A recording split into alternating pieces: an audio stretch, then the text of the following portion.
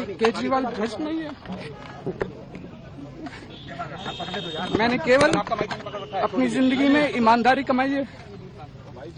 इन्होंने झूठा केस लगाया और आज ये साबित हो गया। कोर्ट ने कहा है कि केजरीवाल कट्टर ईमानदार है, मनीष सिसोदिया कट्टर ईमानदार है, आम आदमी पार्टी कट्टर। देखा आपने ये वीडियो? ये दोनों 530 और 156 दिन जेल में रहने के बाद इन्हें कोर्ट ने कहा है कि प्राइमा फेसी आपका केस ही वीक था। जिस केस की वजह से इनकी सरकार चली गई, उस केस पे कोर्ट कह रही है कि केस ही वीक है, तो सवाल उठना वाजिब है। मनीष सिसोदिया जो 530 दिन और अरविंद केजरीवाल जो 156 दिन जेल में रहे, और इन दोनों के अलावा 23 और लोगों को डिस्चार्ज कर दिया गया कोर्ट के द्वारा। कोर्ट ने कहा इन्वेस्टिगेशन में गैप था, स्टेटमेंट सपोर्ट नहीं कर रही थी, चार्जशीट भले ही हजारों पेज की थी, लेकिन सब्सटेंस इसमें कुछ था ही नहीं।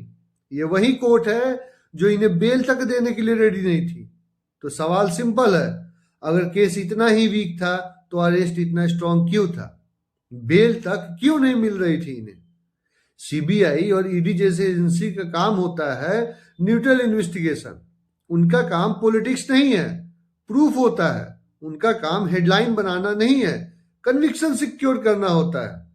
लेकिन जब बार बार ऑपोजिशन लीडर ही टारगेट होते दिखते हैं और बार बार ऐसे ही केस कोलैप्स होता दिखता है, तो पब्लिक न्यूट्रली ये सोचती है क्या इन्वेस्टिगेशन एजेंसी इंडिपेंडेंट है या उन पे किसी का प्रेशर है।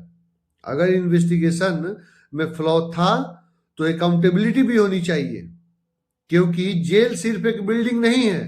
जेल एक इंसान का रेपुटेशन, कैरियर और फैमिली को, सभी चीज को इंपैक्ट करता है। डेमोक्रेसी में एजेंसीज पावरफुल होती हैं, पर उनका क्रेडिबिलिटी उससे भी ज्यादा पावरफुल होता है। आज सवाल किसी एक पार्टी का नहीं है, सवाल है सिस्टम का, सवाल है इन्वेस्टिगेशन के स्टैंडर्ड का। सवाल यह है कि इन इन्वेस्टिगेशन का कोई स्टैंडर्ड है भी या नहीं। अगर गलती हुई है तो जिम्मेदारी भी फिक्स होनी चाहिए, चाहे वो किसी भी लेवल का ऑफिसर क्यों ना हो। डेमोक्रेसी तब स्ट्रांग होती है जब ऐसी इंस्टीट्यूशन स्ट्रांग होती है, और ये इंस्टीट्यूशन तब स्ट्रांग होती है जब इन पे लोगों का भरोसा हो और कन्विक्शन रेट ये रिटर्न करे।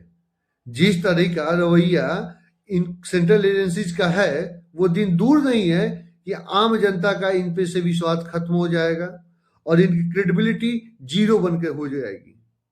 आप लोगों को क्या लगता है, ये जो सेंट्रल एजेंसीज हैं वो इंडिपेंडेंट काम करती हैं या किसी के प्रेशर में काम करती हैं? अपना ओपिनियन कमेंट बॉक्स में जरूर दें।